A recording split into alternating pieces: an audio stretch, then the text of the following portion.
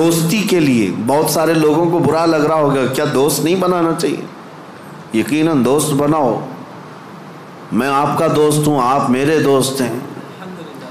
یہ دوستی کس بنیاد پر ہماری بنی ہے؟ صرف اور صرف اللہ اس کے رسول کی بنیاد پر۔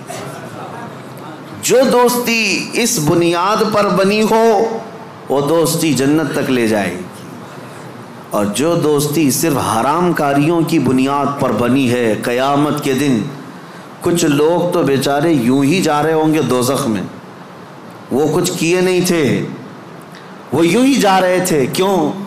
قرآن کہتا ہے وہ چلا رہے ہوں گے، یا ویلتا لیتنی لم اتخذ فلانا خلیلا، اے کاش میں فلاں کو دوست نہیں بنایا ہوتا تو اچھا ہوتا، اس نے گناہ کیا، پکڑ میری بھی ہو رہی ہے، پولیس چھاپا مارتی ہے، اور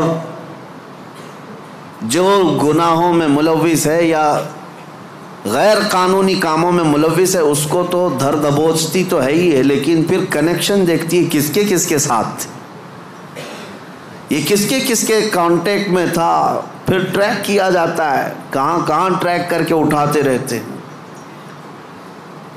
ابھی ہمارے علاقے میں 6 مہینے پہلے کچھ وائلیشن ہوا تھا جس میں پکڑتے 150 تک کو لے کے گئے، صرف اس لیے کہ مین آروپی جو کام کیا تھا اس کو انہوں نے موبائل میں ادھر ادھر فارورڈ کیا تھا، یا صرف دیکھ کر کے اپنے پاس محفوظ کیا تھا۔ گناہ میں برابر کے شریک دنیا میں سمجھے جا رہے ہیں۔ تو دوستی میرے عزیزو یہ خواہشات پر اگر ہے تو یہ جہنم میں لے جانے والی ہے، اور ریاکاری یہ بھی بہت خطرناک چیز ہے۔ جس نے ریا کیا، دکھاوے کے لیے کوئی بھی کام کیا، قیامت کے دن سب اس کے منہ پر مار دیا جائے گا۔ اب آؤ خلاصہ میں آپ کو بتاؤں، خواہشات کو اگر کنٹرول پر نہ رکھا گیا تو سنو 2 روایتیں میں آپ کو بتاتا ہوں۔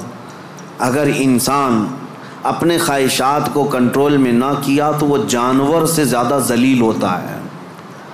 یہاں تک کہ بزرگوں نے لکھا ہے کہ وہ اپنی ماں سے زنا کر سکتا ہے اور بیٹی سے بھی زنا کر سکتا ہے، اگر اس نے خواہشات کو اپنے قابو میں نہیں رکھا۔ وہ سب کچھ کر سکتا ہے، اور ہوا ہے دنیا میں اور ہو بھی رہا ہے۔ یہ ہمارے لیے حیرت کی بات ہے، تعجب کی بات ہے، اس لیے کہ ڈر لگتا ہے، لیکن بے شمار ایسے معاملات موجود ہیں میاں، یہ تو ہم معاذ اللہ نعوذ باللہ پڑھ رہے ہیں اس بری خبر کو سن کر، تمہیں حیرت ہوگی۔ کچھ ایسے لوگ ہیں جو کورٹ میں آئے ہیں بھائی بہن شادی کرنے کے لیے، اجازت مانگنے کے لیے، سگے بھائی اور بہن۔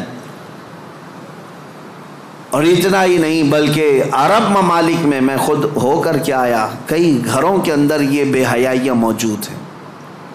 بہنوں کو محفوظ رکھنے کے لیے بھائیوں سے دور کیا جا رہا ہے۔ کیوں؟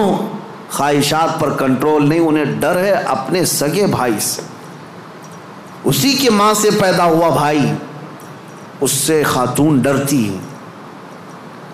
یہ ان علاقوں میں نے دیکھا ہے، ان علاقوں میں، اگر میری بات غلط ہو تو مجھے بتانا ہو۔ عرب ممالک کی بات میں کر رہا ہوں، کئی گھروں میں خواتین اپنے سگے بھائیوں سے ڈر کر کے رہتی ہیں کہ وہ اکیلا پائیں تو ہماری عزت کے ساتھ کچھ بھی کر سکتا ہے۔